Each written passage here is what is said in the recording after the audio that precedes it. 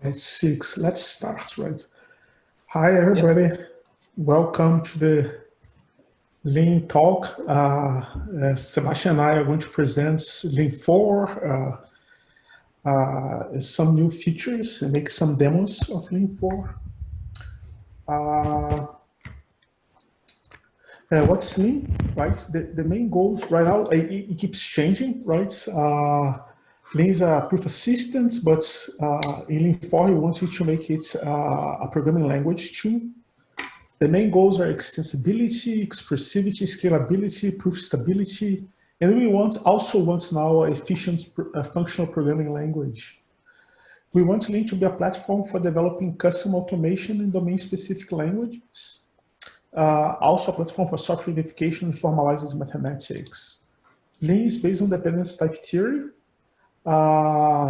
We focus on the De Bruijn principle, right? We have a small trusted kernel.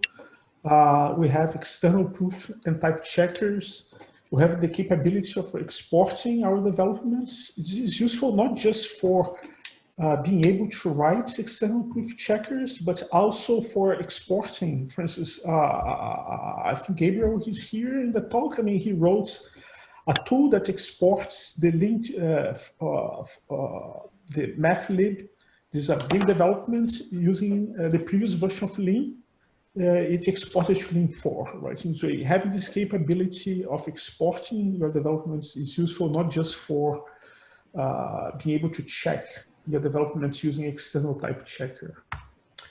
There are many resources if you're interested in learning more about Lean. I'm going to go over some of them after I finish these slides. We have the websites, we have an online tutorial, the Zulip channel where people exchange messages and ask questions about Lean. I also have here the community website. The community maintains official release, that is Lean 3. I'm also adding the link to mathlib here and the Lean 4 repository. Mathlib is a mathematical library developed by the community. There are many contributors. I have a link here where you can find the complete list. They have a paper, and I have some outdated statistics. This morning I checked it. I think it's already almost 300,000 lines of code, mathlib. But this is a snapshot of the mid of May, something like that. Extensibility. Lean 3 users use Lean to extend itself, right? There are many examples of extensions they wrote, like the ring solver. They add support for co-inductive predicates, a tactic for transferring data, transferring terms from one structure to another. They have written a superposition prover, linters, decision procedures like for remote skin, omega for linear integer arithmetic, and many more. The key idea here is that we want to allow users to access internals of the system, like the type inference, the unifier, the simplifier, decision procedures, and so on. Before I continue, please feel free to interrupt Sebastian and I whenever you want. We didn't mute anybody. If you want to unmute and ask questions, please feel free to do it. I tried to list some applications of Lean. We have the Formal Abstracts project led by Tom Hales, Fly Pitch by Jesse Ham and Floris Van Doorn, the Lean Perfectoid Spaces, the Lean Forwards, the IMO Grand Challenge being developed by Daniel Selson. And there are many others, like the Certigrad project that's verified machine learning, Ivy Meta Theory by Ken Macmillan, Alive in Lean by Nuno Lopes, Protocol Verification project by Galois, a SQL query verification by the University of Washington. Lean is also very popular in education. And last ITP, there were 6 papers about Lean. Why we're developing Lean 4, right? They just to make the system more extensible. Right now, people write automation in Lean. But they have very limited support for notation. Also for when you write automation in Lean, like a superposition prover, Lean 3 is just an interpreter. There is no support for compiled code. And so performance is an issue, right? And you can write automation, but you cannot extend arbitrary parts of the system like the elaborator, right? Another limitation is that trace messages are just strings, right? Sometimes it's useful to have it as a data structure that you can browse and inspect and traverse, right? With Lean 4, we want to address all these limitations. We are also implementing Lean. All major subsystems are going to be implemented in Lean. For instance, the parse is already implemented in Lean, the elaborator, compiler, tactics, the formatter. We have a hygienic macro system. We have structured trace messages. And only the base, right now we still have a few parts written in C and C++, but the goal in the end is to have just the runtime and the basic primitives implemented in C. In Lean 4, we also have a foreign function interface. We have a runtime that supports boxed and unboxed data for performance reasons. The runtime uses reference counting, and it can perform structure updates when the reference counter is 1. There's only one owner for the objects. The code generator will generate code that performs structure updates in this case. Our compiler generates C code, but one important thing is that we can mix byte code with the compiled code.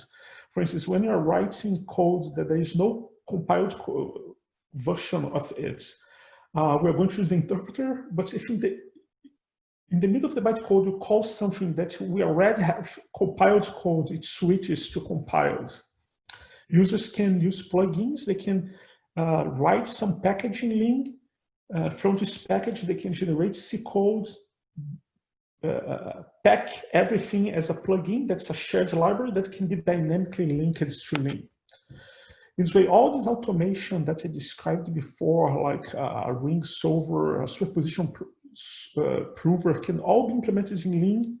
The user can compile that in C, pack everything as a plugin, and dynamically loads into the system. We also want to allow users to use low-level tricks. When we're implementing Lean 4, we use several low-level tricks. Another goal for Lean 4 is to use proofs not just for making sure your code is correct, but allowing you to get better performance, to improve the performance of the generated code. This is an example of inductive data type. This is inductive data type representing Lean expressions, right? In Lean 3, we had a similar object, but it was just a wrapper for something that was implemented in C++, right? Now this is really a Lean object. And here's a function. It's just an example of a Lean function that's manipulating these expressions, right? I will go during the demo. I will show many other functions. It's just to give an idea that of how we are writing things in Lean, how we are writing Lean in Lean itself. To write Lean is based on the calculus of inductive constructions. But in CIC, all functions are total. But to implement Lean, we also want general recursion, we want foreign functions, we want unsafe features like pointer equality for performance reasons. To achieve that, the first step we did is to have a keyword called unsafe. This is very close to the meta keyword in Lean 3. What's the main difference? When you use the unsafe keyword, right? If a function is unsafe, it doesn't need to terminate. You don't need to show it you can have general recursion when for unsafe functions. Unsafe functions may use unsafe typecasting, like in C, right? But there is a detail. I mean, regular functions cannot call unsafe functions, right? So we don't want to allow people to prove false. Terms are regular functions; they are not unsafe, right? And as I said, having this mechanism, the main goal is to make sure that you cannot prove false in link, right? Terms proving link for, we want them to be able, we want to be able to check them with reference type checkers. We don't even, the reference type checkers are going to ignore unsafe functions, right? But we want a compromise, right? We want to be able to provide an unsafe version for any opaque function whose type is inhabited. What do I mean by that? In Lin4, we changed a little bit the semantics of the constants primitive. In Lin3, a constant is an axiom, right? In Lin4, a constant is not an axiom anymore, right? It's an opaque definition, right? For instance, here I'm giving an example of this mix hash 64, right? Here I'm saying that is returning 0 everywhere, but with the external annotation here, I'm telling the compiler to replace this implementation, right? That is opaque to the system, right? Nobody, you can't prove that mix hash of any two values is 0, right? You can't prove anything about these constants. But what I'm telling the compiler is to replace its implementation with this function implemented in C called lin_uint64 mix hash. This is the first capability, right? We can, for opaque constants, we can tell the compiler to replace them with a C function. But more importantly, we can seal unsafe features. Here I have a function called setStateUnsafe that uses an unsafe cast, right? Because I'm using unsafe cast, I have to tag this function as unsafe. But now we want to seal it. I want to provide a safe version called setState, right? I'm going to give a default implementation for setState. I'm just going to return the environment, right? I'm showing that this function, the type of this constant setState is inhabited, right? But it's opaque. You cannot prove anything about these constants. But now we are telling that to the compiler, use the unsafe implementation, right?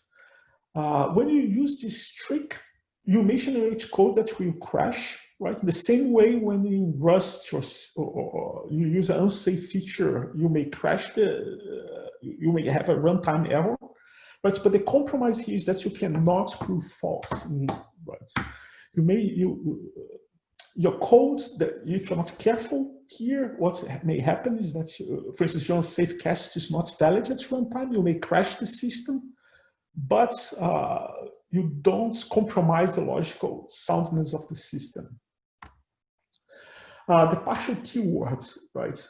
The general recursion is a major convenience, right? One trick in a system that supports only total functions to use a few arguments, right? You have extra arguments, that's the maximum number of steps, but this is inconvenient and you have to keep dealing with this few all over the place. Sometimes your function terminates, but you don't want to waste time proving it to terminate. And sometimes it's not strong enough to prove it, right? The partial keyword can be implemented by just combining the unsafe with implemented by idiom, right? In the future, our goal is to even allow users to, by using metaprogramming, you can prove later determination. You introduce a function as partial, right? Use the unsafe implements by trick.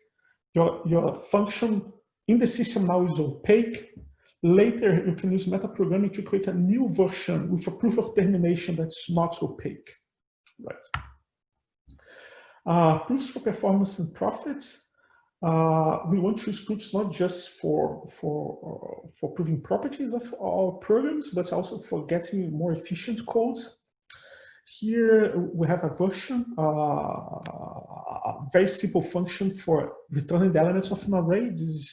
You're going to find most systems on dependence types, you're going to find a function like that, right? That you have an array A, an index I, and you are here providing a proof that I is less than the size of the array, right? This is pretty standard, but there's now a feature that's not standard. It's like pointer equality. Here we have this function with pointer eq that I'm going to show later how it's implemented. But the idea is simple. You have x and y at two values, and you have a computation that returns a Boolean, right? And a proof that if x equals y, this computation k will return true, right? The reference implementation here with pointer eq just executes the continuation, doesn't care about x and y. But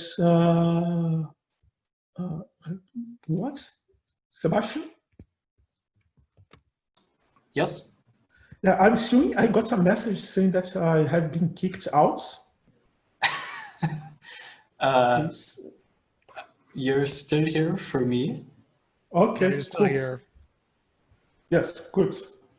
Yeah, everything is good, I think. Yes. This pointer requires, but the actual code that's generated is we check the address of x and y. If they're the same, we return true, otherwise we execute the continuation. This unsafe implementation is relying on the fact that in our runtime, if two objects have the same address, they are structurally equal, then for sure the computation k would have returned true. Then we're just short-circuiting. We're skipping k, but we're not changing the meaning of the program. As I said before, our runtime uses reference counting. There are many reasons we decide to use reference counting, right? It's simple to implement, it's easy to support multi-threading, right? You can perform structural updates when the reference counter is 1. This is a no optimization for big objects like arrays. Other programming languages implemented this optimization. But in our compiler, we demonstrated that it is also relevant for small objects. Keep in mind that in languages like Coq and Ling that are based on CIC, we do not have cycles, and so this reference counting is not it's not a problem for us. And another advantage of using reference counting that is easy to interface with C, C++, Rust. I put a link to a paper that Sebastian and I wrote describing how we compile Ling programs using this approach. Oh, by the way, the slides are available on the Ling website, right? And so you can download these slides if you want. Yeah, I'll post a link in the chat. Cool. Our implementation relies on something that we call the resurrection hypothesis. Is that tracing regular standard tracing GCs, they have a hypothesis that they believe that most objects die young, right? Here, in the resurrection hypothesis, we add a new twist.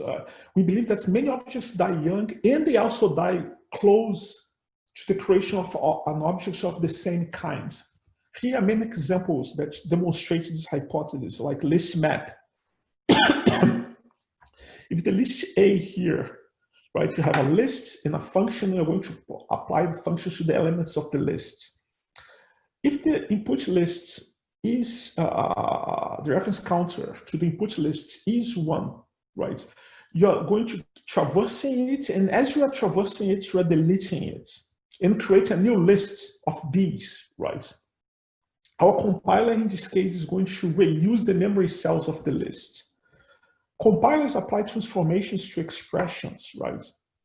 Same thing, you're traversing an expression and applying transformations to it, and you're probably deleting the old one and creating a new one, right?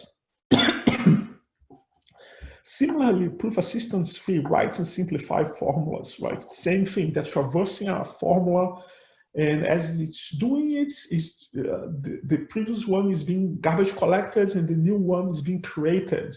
And in our compiler, we're going to reuse these memory cells automatically. And it's also useful for functional data structures like red-black trees.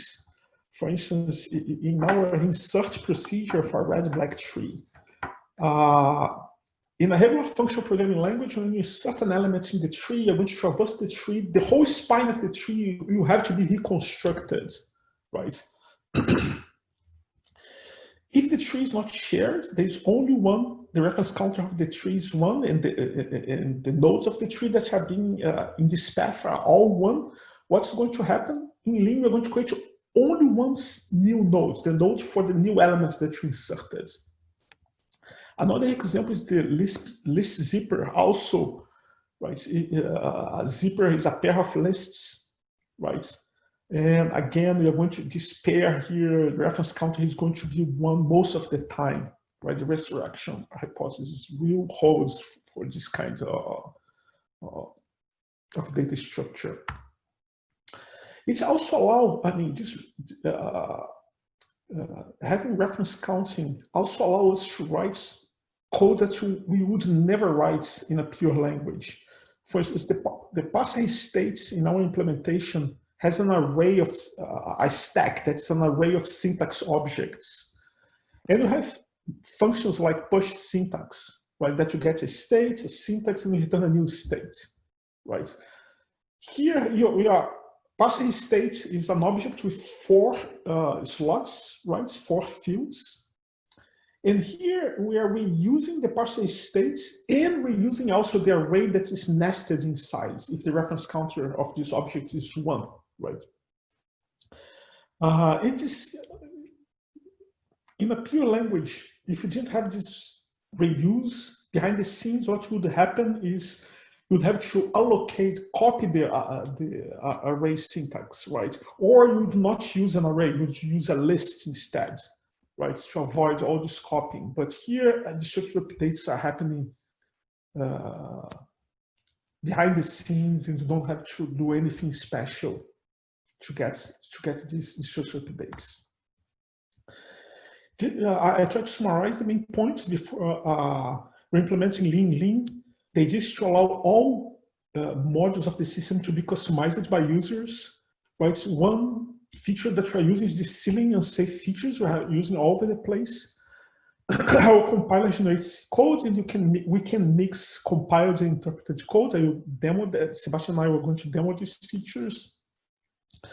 Our compiler shows also that it's feasible to implement a functional language using reference counting. And we believe that we barely scratch the surface of this design space of using reference counting.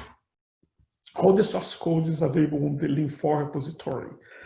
Now I'm going to unshare my screen and try to show, let's see, show a few web pages. Where is, okay. Okay. Sebastian, can you see the Lean website? I'm still seeing the slides in Keynote. Oh, still seeing. Let me see.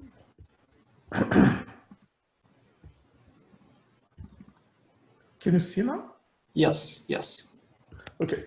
This is the leanprover.github.io is the Lean website. We have, if you go to documentation, online tutorial, you have a tutorial, but actually this is a tutorial for Lean3. One nice thing about this tutorial that is interactive. For instance, if I go to tactics, You have many examples, and you can click try it. You can play with the examples in your editor. This is very similar to, you can even step over attach. You can see after you apply it, like attach it like intro, you can see what happens. Another relevance website is the Link4. All the source codes for Link4 is there. A tool that's really important is really handy if you're using Link3 and Link4 at the same time, is a tool that Sebastian built called Elan. It allows you to manage different installations of Link. And for developing Link4 also it's handy because we have two versions of Link4 usually running, right? The stable one that we're using to compile Link4, and in the one that the latest Link4 that we compiled using the stable Link4, right? And we use Elan to manage these different versions. Another interesting website, if you're interested in Link, is the Link community. As I said, the community maintains Link3, the official release. You can download it from this website. The mathematical library, the statistics about the Link mathlib, you can find in this website. For instance, here, as I said, number of lines of code is almost 300,000 now. Another interesting website is the Link channel. The channel, is pretty active. I think the last time I went to the channel was like a few weeks ago. It's already 12,000 messages there. Yeah, these are the links I want to show. They are good resources if you're interested in learning more about Link. Now I'm going to switch to the actual demo. Let me share my Emacs.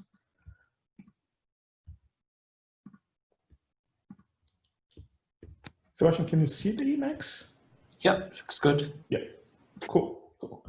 The command check in Link returns the type. For instance, here I have the string hello. If I ask check hello, you're going to say hello is a string. You see the result on the bottom of your my Emacs here, right?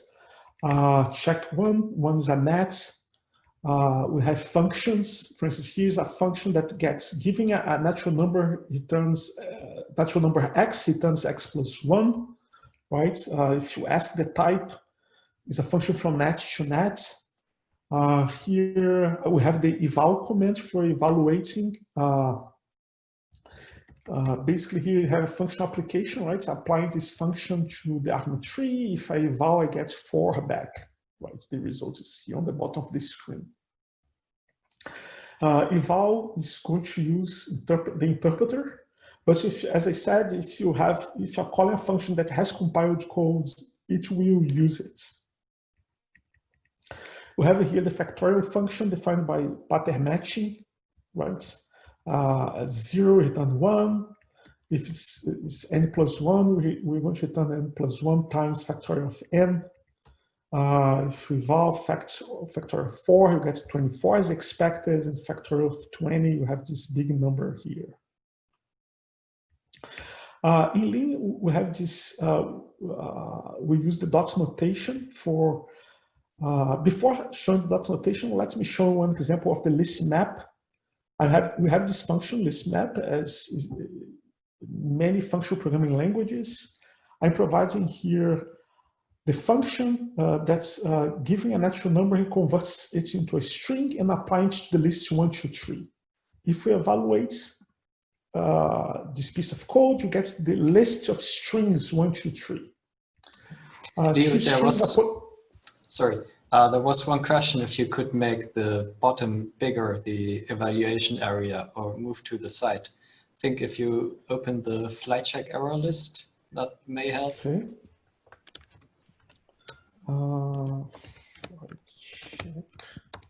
How do we do just that? I check modes. No, I think that will No? change the mode of the current file. So Okay. you want to go back to the infor mode. Yes. I think it's, I don't remember quite right now. Is it Control C exclamation mark L or something like that? Oh yeah, it is. Nice. Worked. Okay, but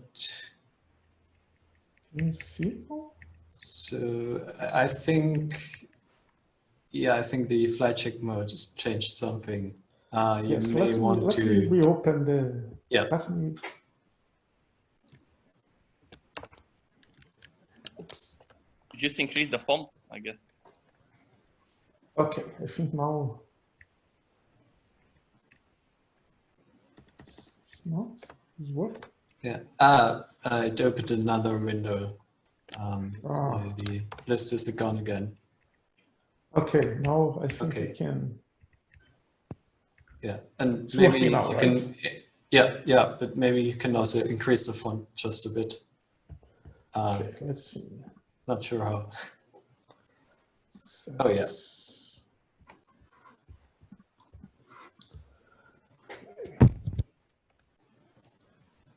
Good, right? Not too much. Yeah, I think this should be good. Yes. ToString here is a polymorphic function. And now is the dot notation.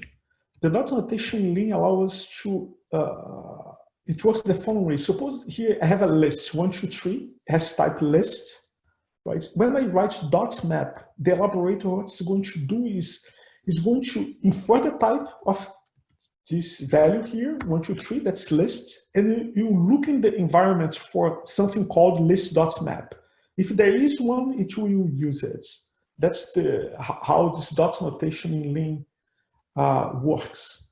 And this is quite handy for writing really compact codes. And users can extend, for instance, if you want to write, you want to be able to write a function len1 and use it with the dot notation.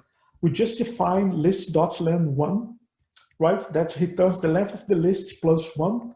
And now I can write 1, 2, 3 dot len1. And we get here the value 4, right? The length of the tree of the list is 3 plus 1, 4, right? Inductive data types in Lean. Here's an example of inductive data type, right? You have a lif that has a value of type alpha, and you have a node that has 2 trees, right? Node's a constructor that takes 2 trees and returns a tree, right? Now I'm defining here the toString for tree alpha, right?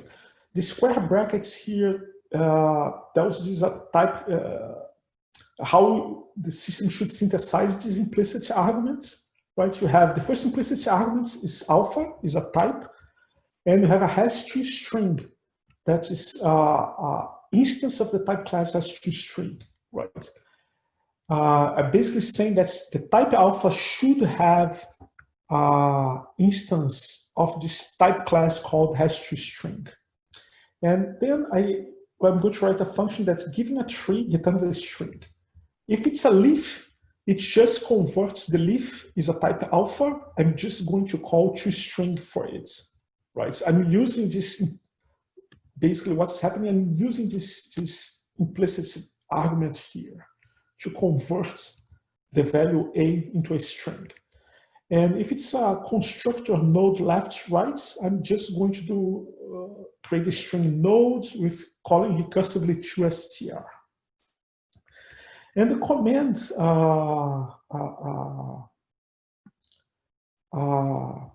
instance allows us to define a new, see if I can increase a little, okay.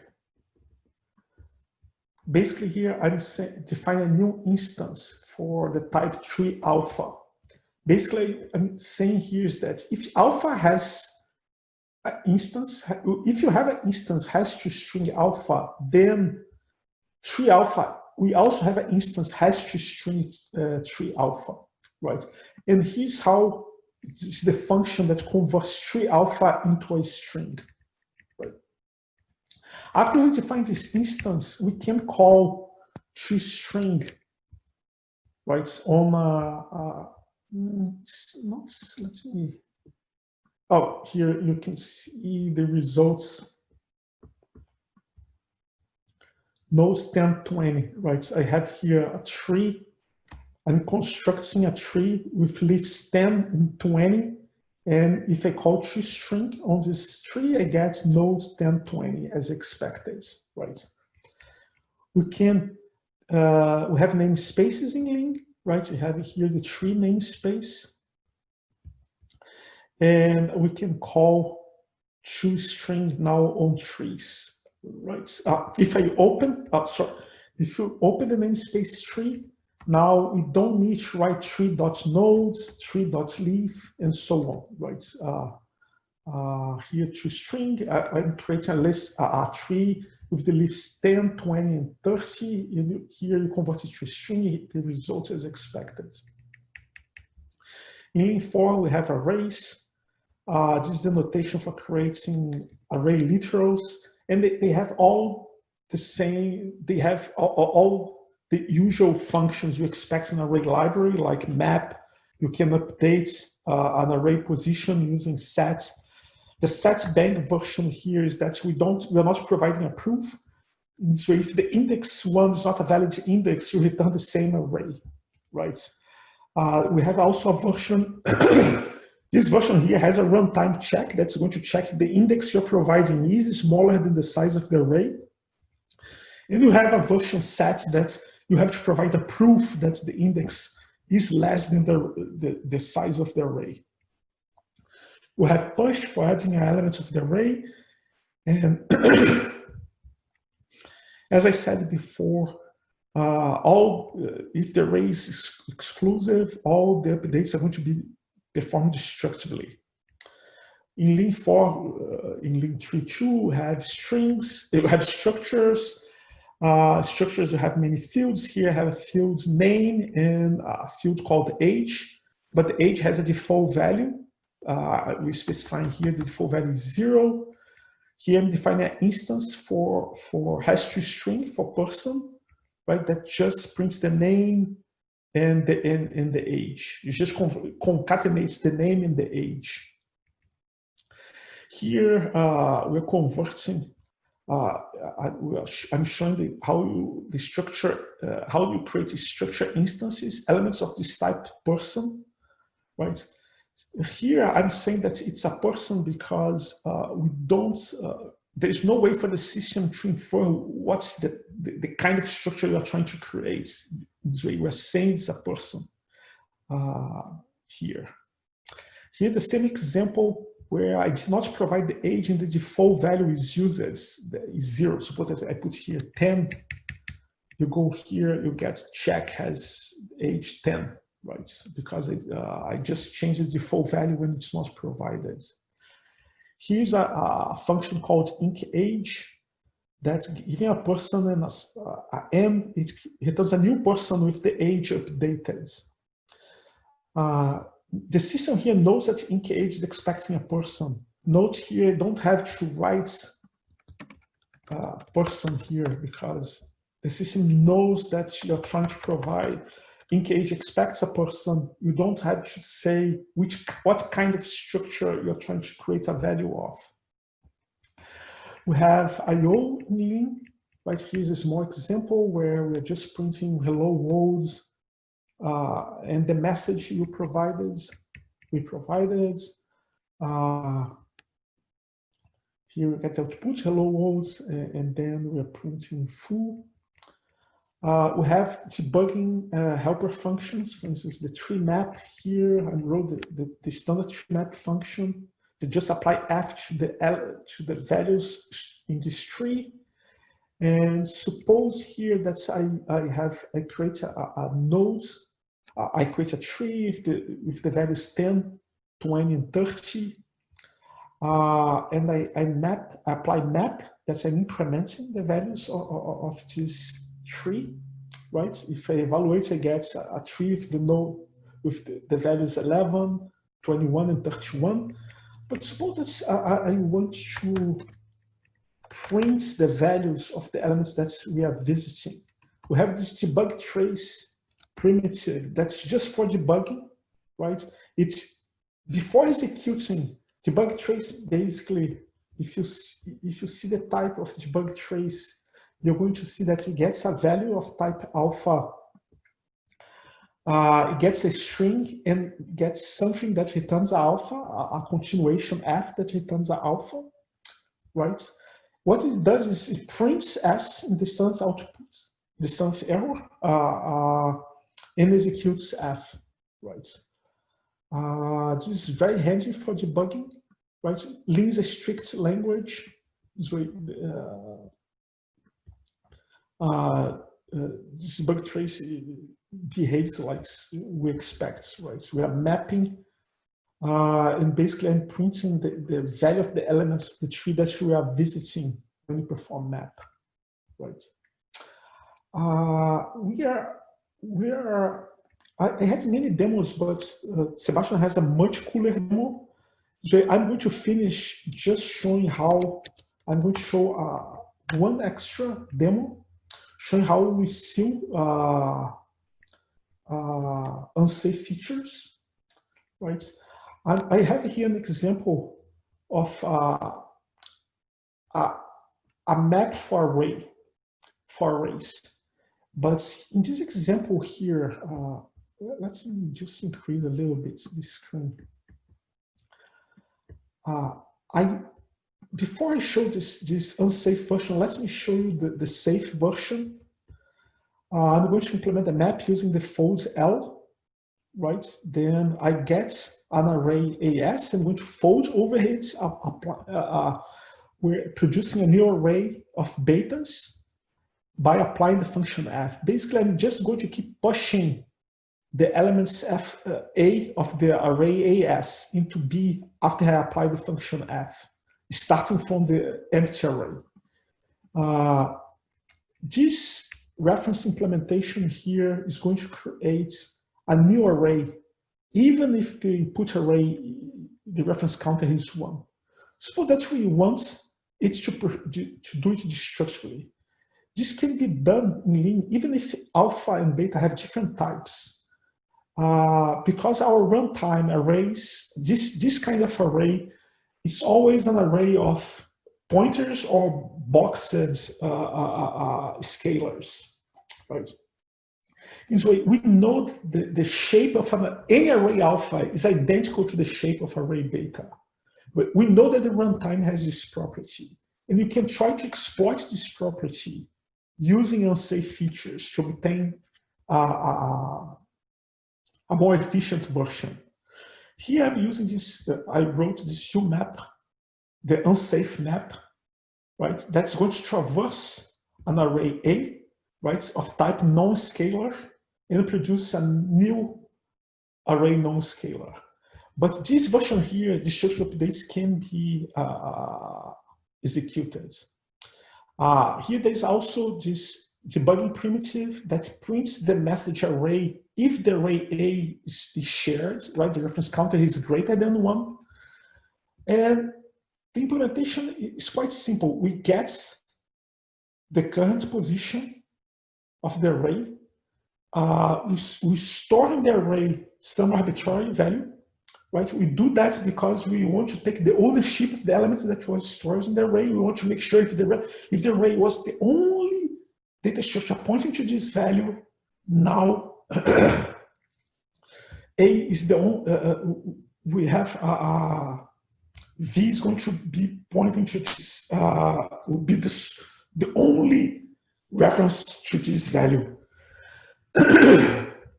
Here we use an unsafe cast because V is a non-scalar, but F expects alpha. Then we use unsafe cast. Then we get a new value, new V, and we update the array with this new value using unsafe cast again, because new V is a beta, but there we have an array of non-scalars. When we finish the traversal, we return A. What happens here is that if the array A now, the reference counter is 1, we're going to perform the structure updates all over the place. Here I have a test1 function where I'm converting the array 1, 2, 3 into a string, right? If I execute it, we see val1, val2, val3, right? Let's see if I...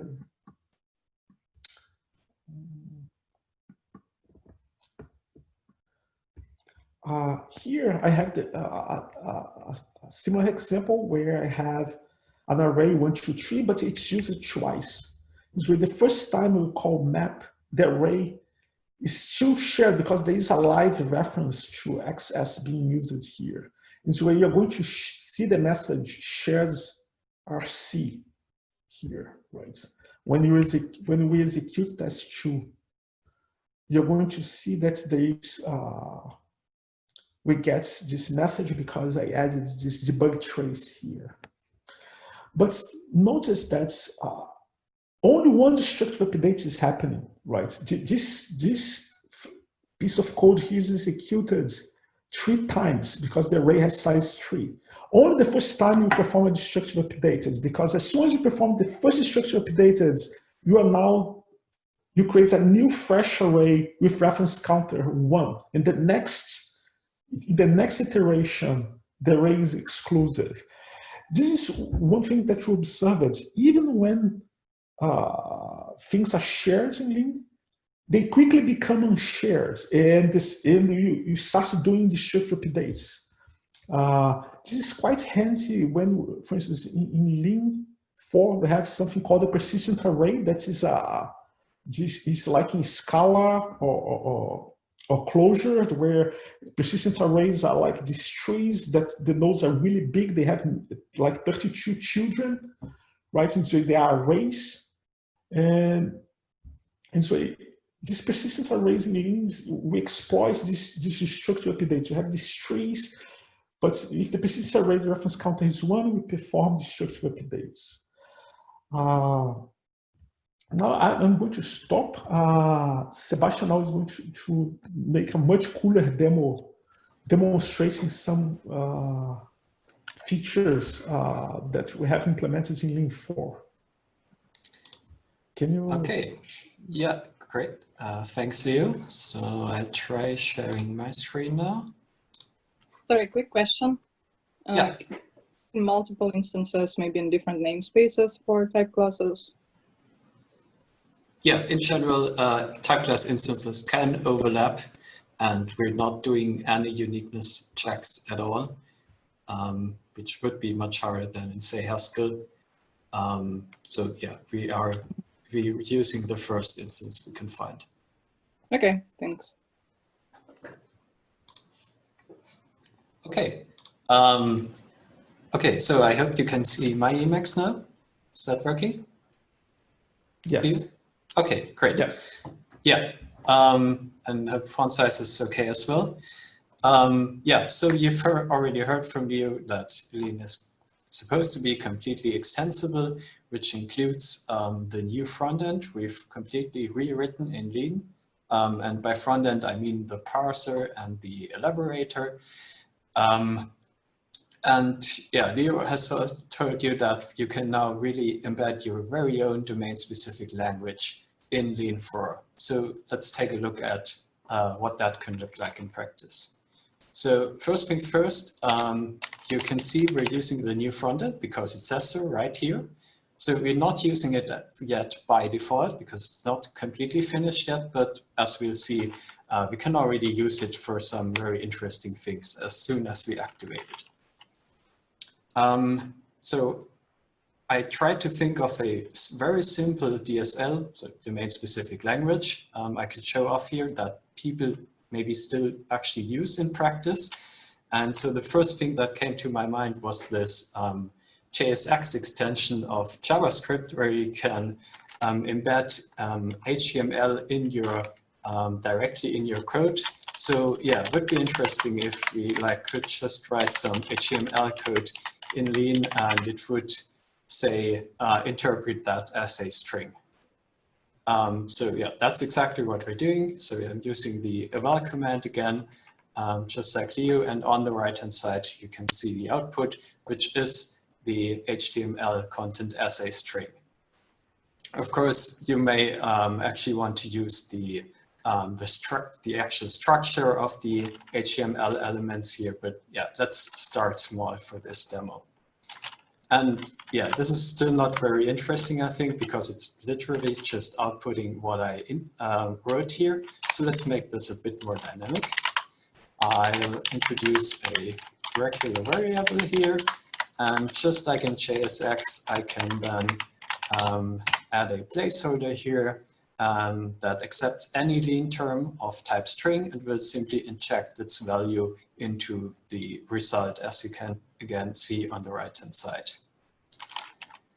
Okay, yeah, so that's the very basics of our very simple DSL. We can, of course, also nest elements. We also support self-closing elements, just like JSX, using this closing slash for simpler parsing. But in the output on the right-hand side, the slash is actually gone, just like it's customary in actual HTML. And we're actually doing at least a bit of static checks here. So if you say completely mistype a closing tag, the DSL will actually throw an error and say, yeah, that's not the closing tag I expected here. Okay, so how can you implement something like that yourself in Lean? So nothing of this, of course, is built in. It's all in this code block I've hidden so far. And well, I've still hidden some more minor details, but let's look at the bigger picture here. So the first thing we're doing is we're declaring two new syntax categories called element and child for an HTML element and the child of an HTML element. And you can think of a syntax category as like an open set of parsers that you can extend at any point in time in any file. And that's exactly what we're doing below. We're saying there, here's two new syntaxes in the element category, one for the self-closing element, which is an ident between the small less than sign and the slash greater than, and then of course a normal element with 0 or more children as denoted by this star after the child category. So these are now two valid syntaxes for the element category, and we're in the background, we're synthesizing parsers according to this specification. So at this point, the child category is still empty, of course, but that's not an issue because it will actually dynamically use all the available parsers at runtime in this category. So yeah, let's next fill up that category. So what is a valid child in HTML? Well, it could be arbitrary raw text, which can be almost any character except for a few ones like angle and curly brackets. And alternatively, it can be a placeholder that is a curly brace surrounding an arbitrary leen term. So here the term parser, that is actually the built-in syntax category for valid leen terms. And of course, recursively, any HTML element is also a valid child of an HTML element. So there's actually some mutual recursion here between the two syntax categories, but that's not an issue because we're not assuming that parsers are total or anything like that anyway. So we just accept that. And finally, of course, we have to connect that to the existing leen grammar. So we say any HTML element is now also a valid leen term, as we've seen below in the example. And that already describes our entire grammar of our DSL, except for the text parser, which I've hidden here, which since it's so at the low level, actually working character and character, this is not using the syntax DSL, but using actual leen code and defining a value of this type parser. And well, you can, like, let's not look at the details, but you can at least see that we're calling a take while function here, which apparently eats up characters as long as this predicate is fulfilled, i.e. as long as they are not in this set of other characters. And that's how we're parsing the raw text in our very simple DSL. All right, so that's the syntactic part of the DSL, but of course we also have to give it some semantics. And we're doing this down here using the macro rule statement, which simply gives syntax translation rules for one or more syntax definitions.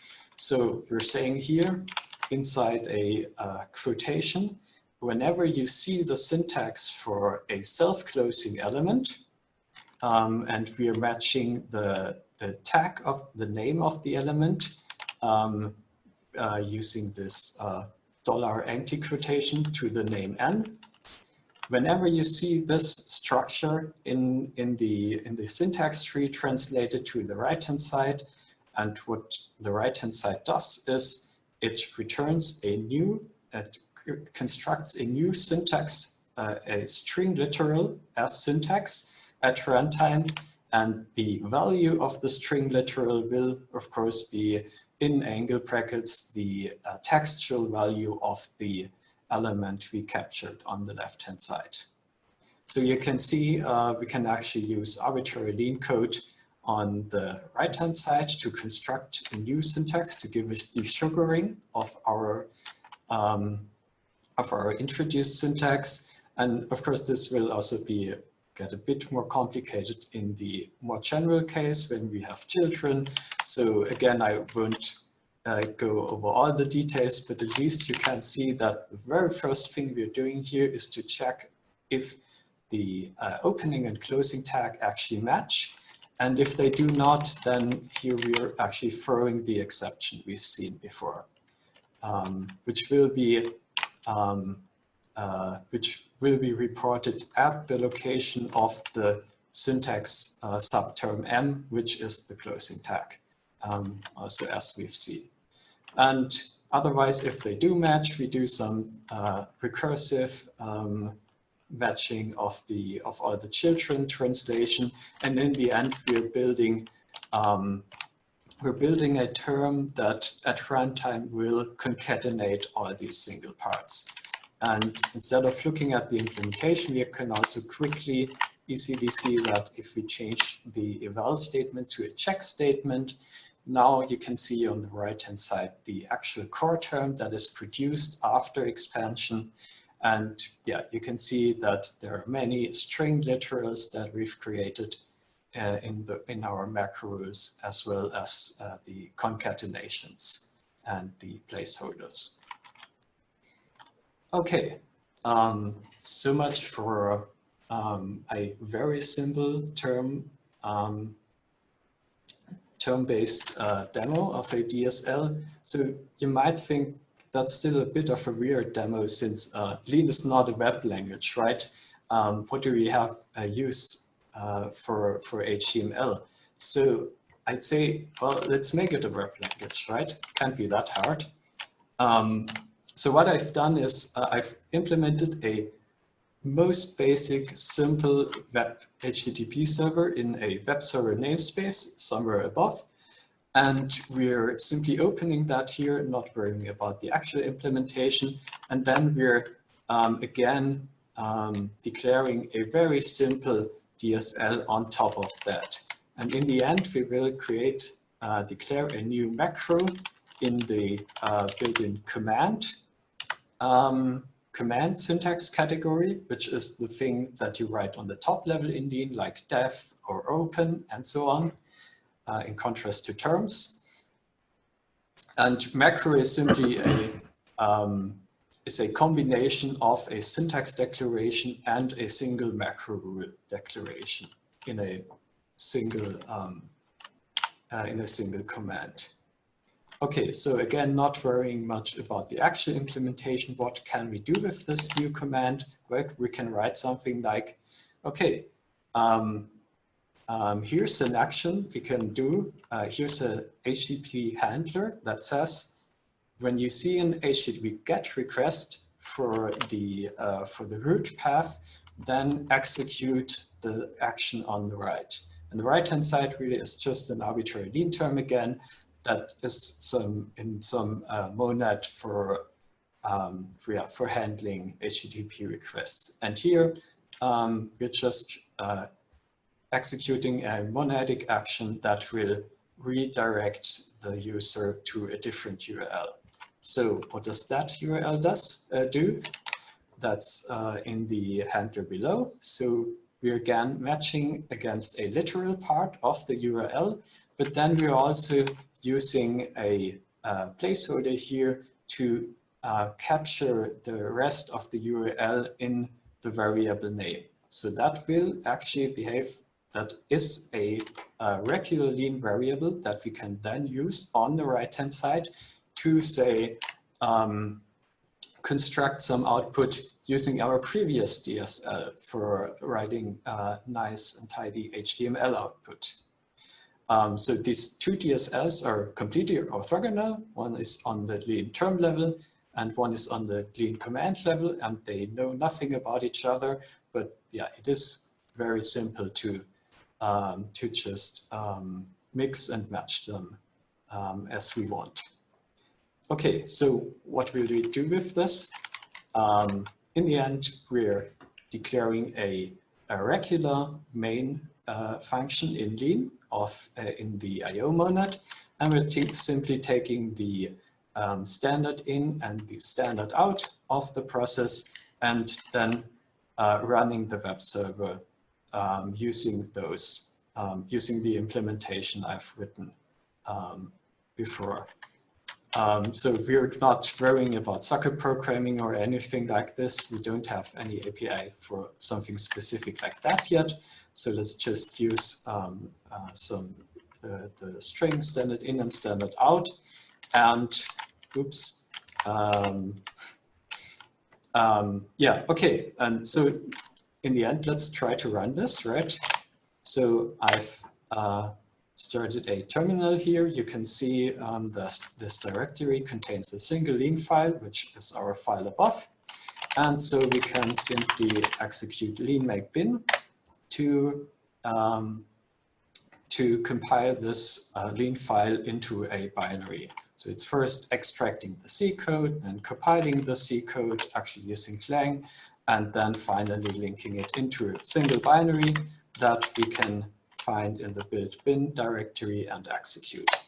Well, executing is not very interesting on the command line, at least unless we want to write HTTP requests by hand. So let's not do that and use our old friend netcat instead. So we'll listen on port 1234, and then using some dark bash magic I found on Stack Overflow, connected to our web server binary we just compiled. All right, so we'll start this. Nothing happens. That's good. Now I try to switch to a browser. Do I just have to stop the sharing, I guess? Is that the most efficient way? Well, I guess it works at least. Okay, so now you can see my browser? Yes. Okay, great. Okay, so we go to localhost 1234. We immediately redirected to /create/stranger and being greeted accordingly. So yeah, we're now actually talking with a lean binary in, yeah, we just compiled from our DSL and other parts. And this website, of course, is not very dynamic. Exactly, and not much to do there, but we can at least like adjust the URL to say give a more appropriate greeting. Okay, I think at this point we're also slightly over our time, so yeah, I think I could show a bit more of the actual macro we defined, but I think at this point, yeah, we can just take any questions you have, right? So how should we ask questions? Just unmute and free for all, or? Yes. Okay. I guess, sorry, Cody, Draper Labs, hi, Leo, and nice to Hi, meet you. Cody. Nice to see So, you. yeah. What are the big next steps for Lean 4 that you anticipate? Well, the first thing we want to release by the end of the summer. I mean, it's publicly available, but we're still finishing the new front end. And after that, one thing that Sebastian and I have been talking about is making the compiler more powerful. We have many ideas on how to improve the compiler. For instance, allowing users to use lemmas they have proved as we're writing rules in the compiler. We want to adapt the TATIC framework for allowing interactive compilation for users. Okay. Yeah, we have many ideas on how to improve the compiler. Okay. When you say use lemmas as rules, you mean you know, operational rules? Well, one simple thing is like the map of a map is a map of the function composition, right? So that you prove that, you tell the compiler, use it to optimize codes. No? Okay. All these sound kind of programming languagey. I mean, I assume the intent is to support all the proof stuff that's supported in Lean 3. Yes. As well. Yes. Okay. Yes. Yeah, we have a TATIC framework already in Lean 4. We will add, there's a few major TATICs that are missing, like the simplifier. We will add it, but you have to keep in mind the system is much more extensible now. Users can extend, add their own TATICs. It's much easier. And you don't pay a price. In Lean 3, when you implement your own TATIC in Lean, it's interpreted. Now it will be compiled. It's much easier to extend the system, right? The community, keep in mind that Lean 3, the community more or less took over, right? They do all the maintenance, their own extensions. In Lean 4, they can do that without having to have their own version of the binary, right? One of the main motivations for us is to have Lean 4 extensible is like, people can tweak the system, change, extend without having to have their own distribution, right? They can do it and pack as plugins, and they can plug and play and have their dream proof assistant, right? We're using these building blocks. Okay. I'm gonna open the floor because if I keep asking questions, I'll be the whole session. Or I can read the questions that I'm seeing flying by on the chat, but maybe Sebastian should do that. He's been doing good so far. Okay, yeah, I haven't seen the chat while I was sharing the screen, so yeah. Should we just start from the chat? I saw one from Cody about how do you handle nonlinearity in the syntax forms. Yeah, but you, since I asked that question, I think the answer is you don't, and then later on you need to check that the opening and the closing are equal. Right. Yes. Yeah. So I think that's also the right choice, because if you had nonlinear patterns, then of course the question always is, what does equality exactly mean here? When are two syntax trees equal and will match the same thing, will unify? And yeah, I think that can very much change depending on your context. So I think this is something you should define yourself as a user.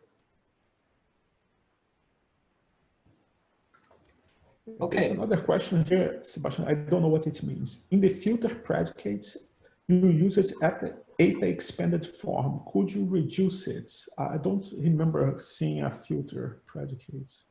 Did you have something like that in the demo? Yeah, I think it was Sebastian when he was defining the forms for the text, for parsing bits of text. Okay.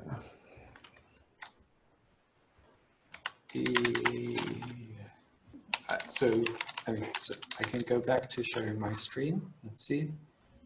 Or yeah, if you're the one that asked this question, also feel to join in.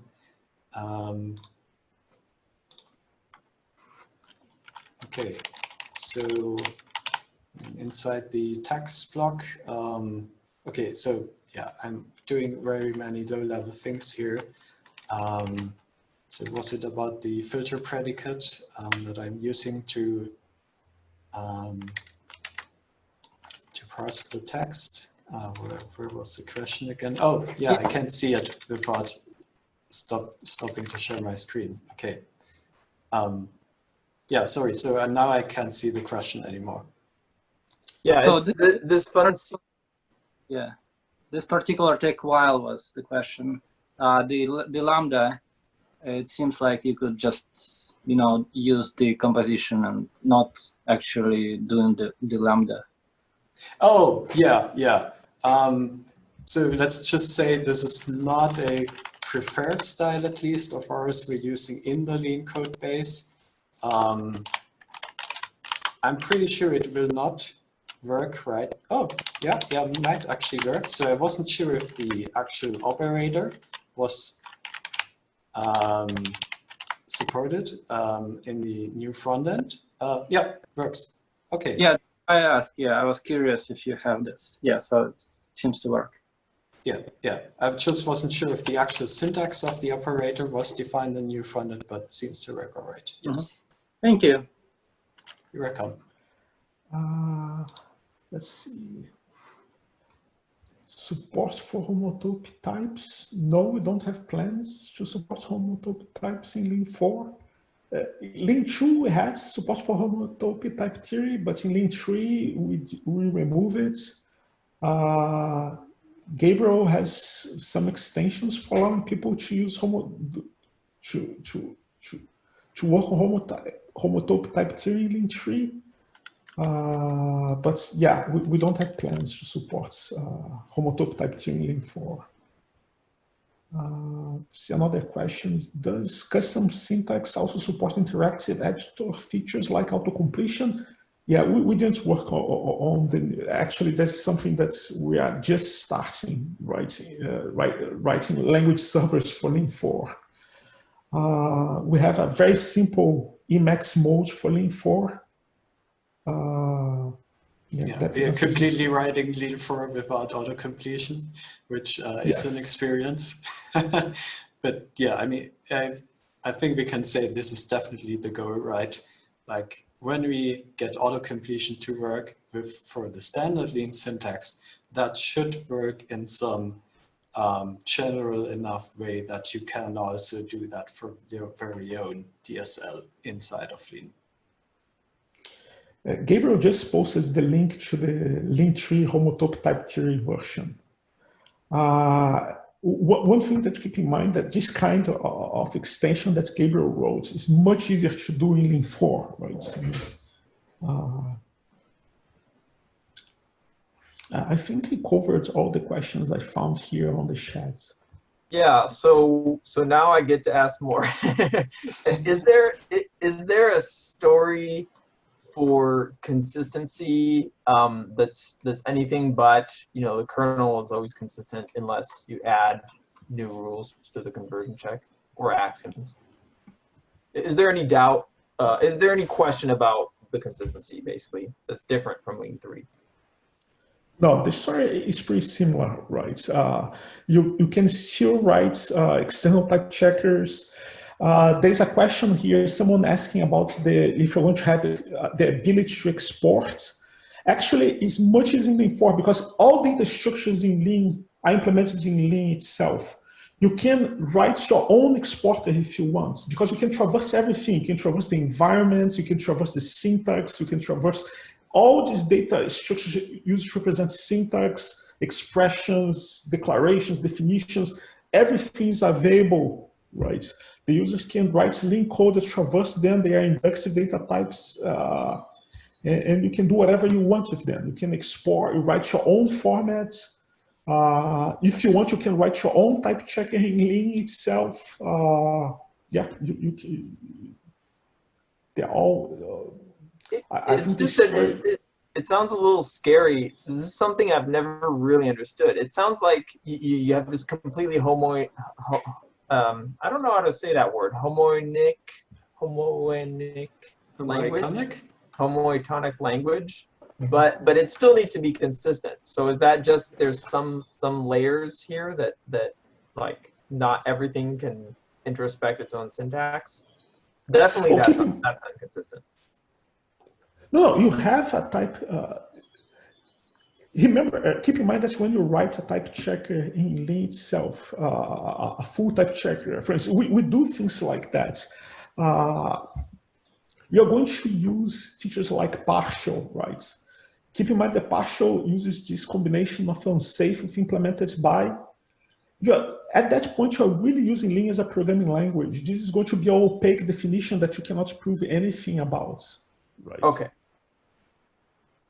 Okay, so that's the trick. There's programming Lean that's completely opaque and has no relationship to proofs. And no, not completely. I mean, there are programs in Lean that you can reason about, right? If you don't use partial, it's a standard Lean. Right. There's a question about package manager in Lean 4, Sebastian. Yeah. So yeah, we definitely don't have one right now. And I'd also say that the story has gotten a bit more complicated in Lean 4 because, well, in Lean 3, it was very simple because Lean was its own system with its own language, its own compiler. Not that it compiled very much. But yeah, now we are actually also interfacing with a C compiler that has to come from somewhere. And we could also very likely imagine linking against some other libraries that are not from Lean, or even maybe, I don't know, automatically generating some code and stuff. So it seems like at least the build part is getting much more complicated. So right now we're simply using make or a make wrapper. You've seen in my demo this Lean make for the simple most approach. But yeah, we're not actually doing any package management like downloading dependencies or automatically building them and so on. Yeah, I mean, would be great if someone wrote something like that in the end, and we will need something like that. Right now, we don't have anything. I think there was also this one project of someone who I've never met working on a Lean 4 package manager. I'm not sure what's the status of that one. Personally, to be honest, I'd be most interested in just reusing Nix for its completely reusable build story and, like, you know, caching across the cloud and so on, which also people are doing in Lean 3 using very special scripts, but I'd much rather have a general build system that already does that. But yeah, so at least for me, it's not quite clear here yet what direction we should take. There's a question from Mario asking the TCB for verified programs in Lean. Yeah, it increases quite a bit. Basically, we have to trust the compiler that is not a small. It's not small at all, right? Right now, the compiler, some parts are still written in C, right? Eventually, the full compiler is going to be implemented in Lean, right? Some parts of the compiler are already implemented in Lean, but they're not. We don't prove anything about them.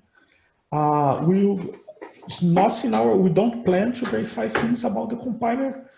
I think if someone wants to reduce the trust code base for verified link programs, they can write in the future their own compiler. They may try to verify our compiler. That is going to be quite a challenge.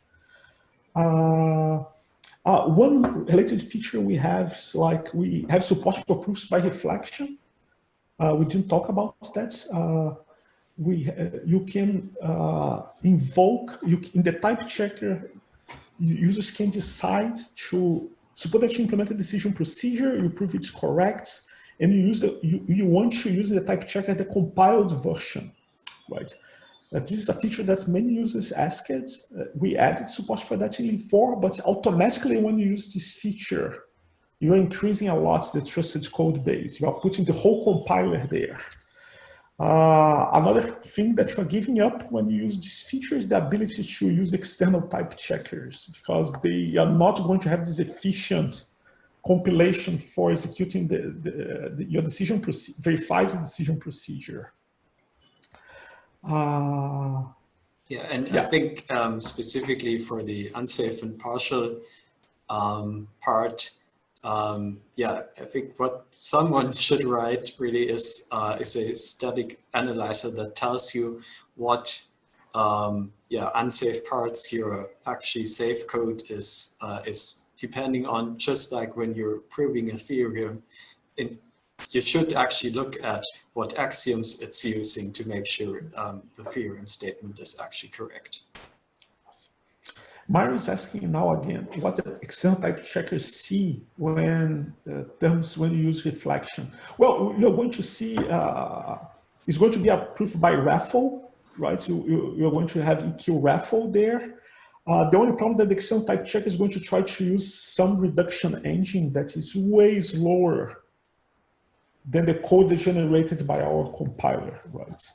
I think that's the problem. The external type checker, in practice, it can type check, but it will take forever, right?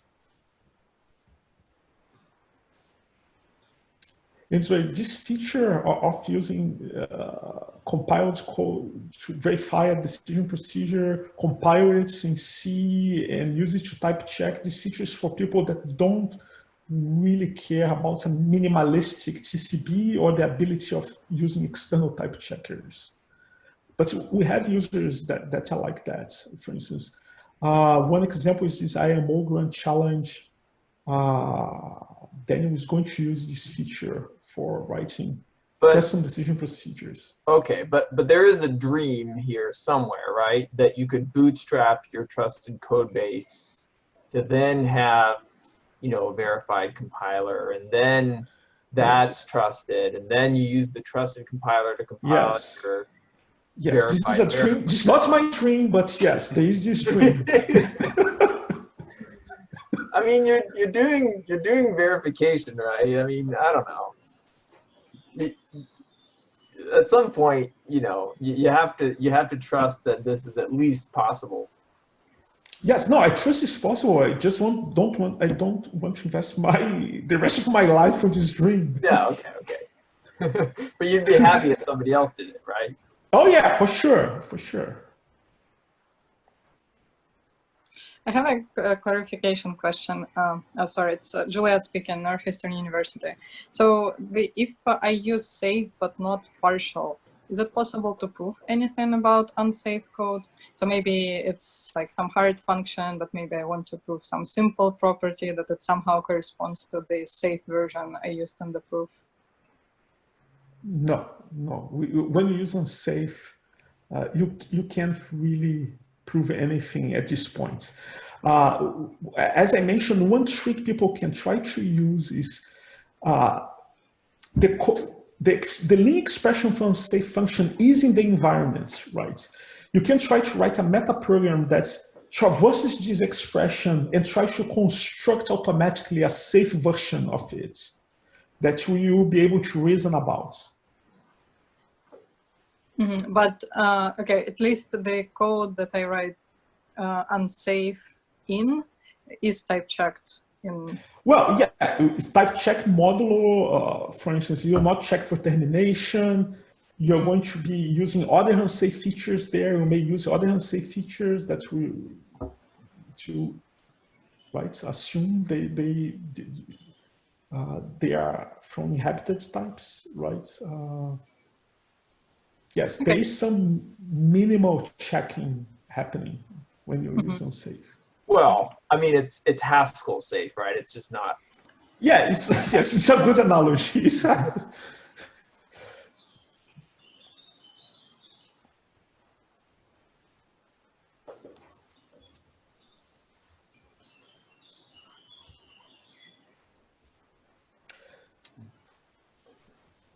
Okay, do we have any more questions? Yes. Any ones we missed? There's a Are the message. big difference in type? Oh, they are asking about the type class inference. Yes, it's a completely new algorithm. It can handle diamonds, can handle cycles. In the Lean websites, we have a link to a paper describing in archive. And the source code for the new type class resolution procedure is written in Lean. Is in our code base. We can add a link. Maybe I will update our website with a link to the actual implementation. But we have a paper there describing the new algorithm for type class inference. Yeah, it's much more efficient and addresses many problems, performance problems in the existing type class inference in Lean 3.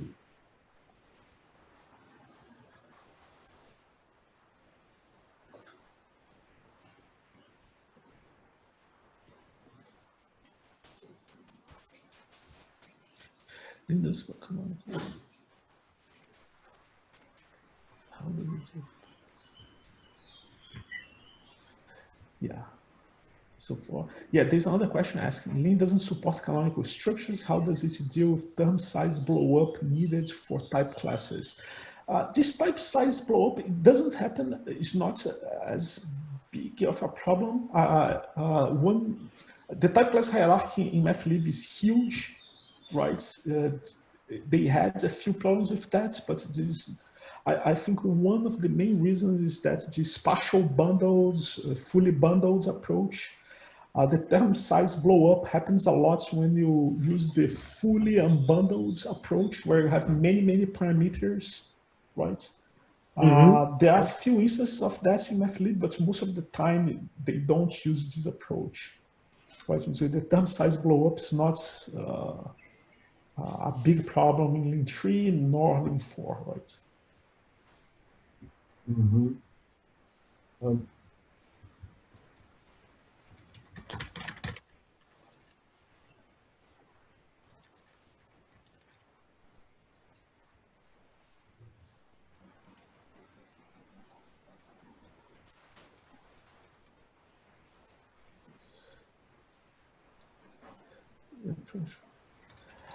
Is that Coach is asking if there's a project for porting mathlib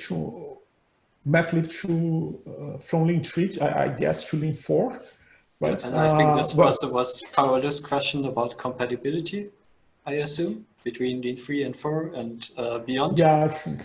Yeah. Well, Gabriel wrote a tool that converts it's not converting the library automatically, but converting the binary representation of the library.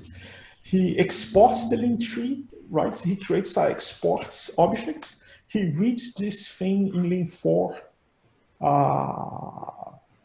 You could see that this kind of compatibility is like when you have a shared library that you compiled using Rust and you want to use this shared library in C.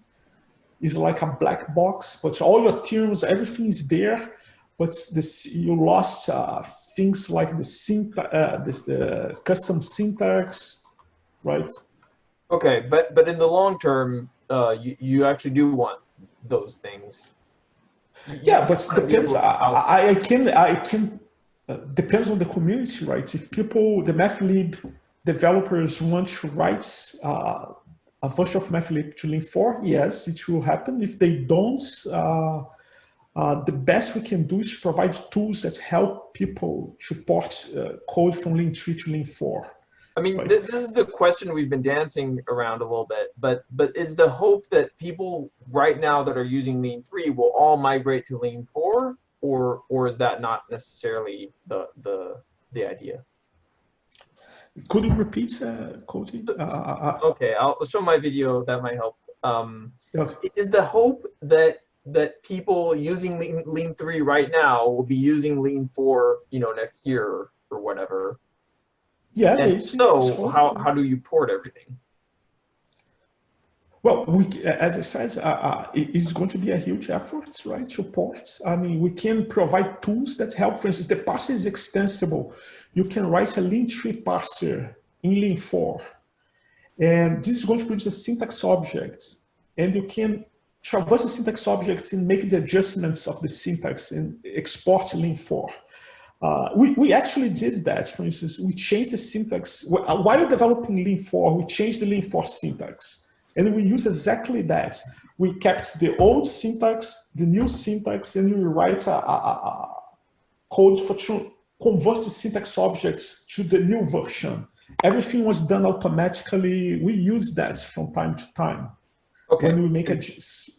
Okay, and so the hope is that this is a tool like this, or extensions of this tool, will be used to convert all of Lean 3, existing work into Lean 4, and then everybody moves over to Lean 4. Yes. Well, at least what we hope that 99% of the work can be done automatically. 1% of something huge as MathLib is still a lot, right? But you are going to probably have to do some fine tuning yourself, right? Okay. So how much of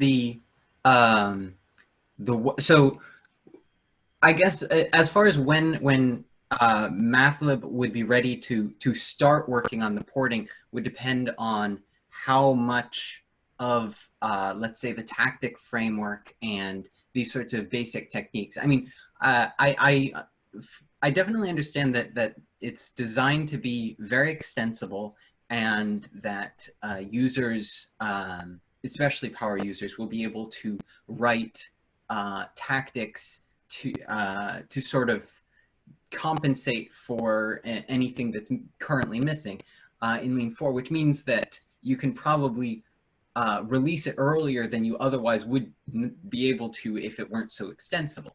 Yes. But I guess the problem is that the less you provide, the more expertise you require of the people who are writing those tactics, and so the smaller number of people who can actually jump in and do that work, which means that the actual the porting work becomes much harder. So I guess my question to you would be, how long do you think it would be before you have something where you think that that it would be ready for the MathLib community people to jump in and finish the job? Well, we think in the end of the summer, we can have the bare bones system, right? People can use Lean, can start using Lean, the new front ends, but with limited number of tactics. We have already tactics, the basic tactics like intro, assumption, induction, cases, injection, all these basic tactics we already have. But there are big ones missing, like simp, right? And we want the new simp to have support for AC rewriting. We have many ideas on how to improve it. And this is going to take to have a richer tactic framework. It will take extra few months. Do you think that community people are? Do you think that we should be writing that simp tactic, or do you think that that's something that should be done in collaboration, or are you planning to do it and then release it when it's done? Like, where do you see the division? Well, keep in mind, we are making sure the system is fully extensible, right? We don't want to, we want people, if they have ideas, the community has ideas on how to write a better simp, right? They can do it, right?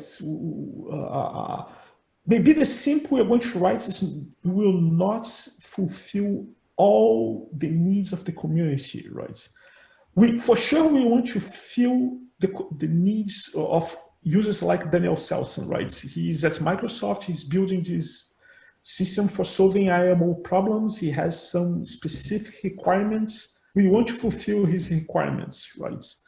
But the community, there's so many users. Each user wants something else, right? Reporting Mathlib, the main requirement is that it acts mostly like the old simp, right?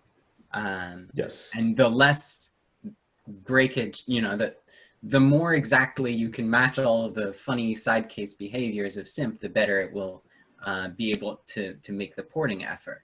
But I know that going all the way there is going to be very difficult. Because yeah, I believe that for a project the size of Mathlib, it would actually make sense if someone re-implemented the lean-free simp completely separately, as close as possible in Lean4, simply for porting old code. Mm-hmm. But yeah, yes. I don't think that has to have much or any thing to do with the Lean4 simp we will want to write, that hopefully will be used in Mathlib in some future release, or maybe in say new files. So that would be porting C++ to Lean essentially, which I guess you've got a lot of experience in. How difficult do you think that sort of like just taking a large component of the current Lean3 kernel and or not kernel, but the Lean3 implementation and just rewriting it in Lean4? Yeah, and I mean, simp isn't even that big of a tactic, right? Yeah, I think it would be very feasible to just try and port that one-to-one to Lean4. Okay. Yeah, we bought a lot of code. Okay. Sorry, I think Paolo had another question, which might be a little bit tongue-in-cheek, but I'm not sure. Yeah, I saw the question is if we plan to stabilize now and keep compatibility from now on. Yeah, for sure. I mean, but we probably said the same thing for Lean3. Yeah, it's kind of the crazy thing. What happened with Lean3 is we actually stopped developing it when we switched to Lean4, so it became much more stable, and then the community took over and adjusted it to Mathlib's specific needs, and then it didn't get, then I think they didn't break compatibility all that much, but so basically the Lean users actually continued breaking compatibility. So yeah, if it doesn't work out for Lean3 at the moment, I'm not seeing Lean4 being completely stable very soon, right? I mean, if I may elaborate, your FAQ says, well, this is a research project, this is not really supported or things like that, which is a good idea because, well, if you're upfront about your plans, but so my plan is, and I guess many other people, well, when they change their policies, it's maybe time to start using it seriously.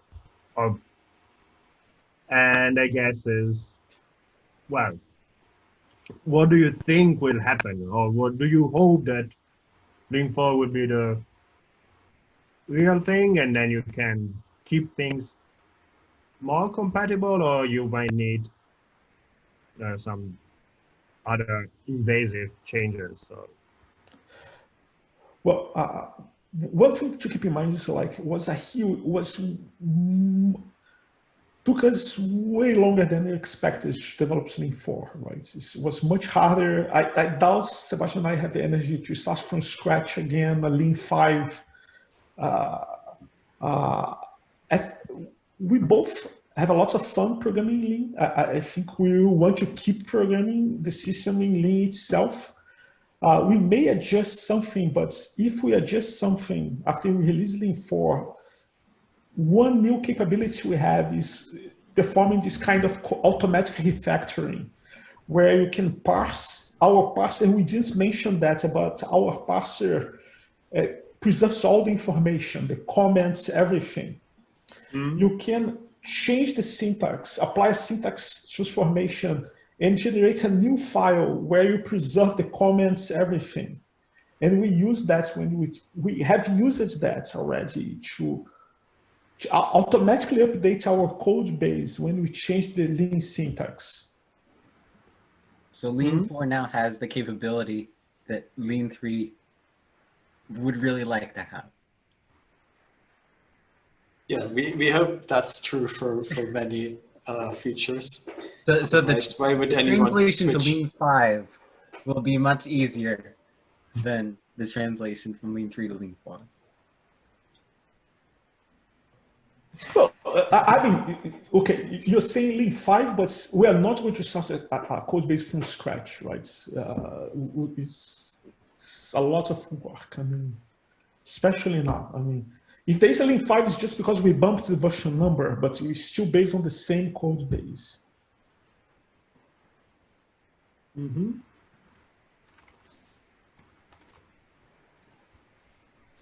Sounds promising. Great, thanks.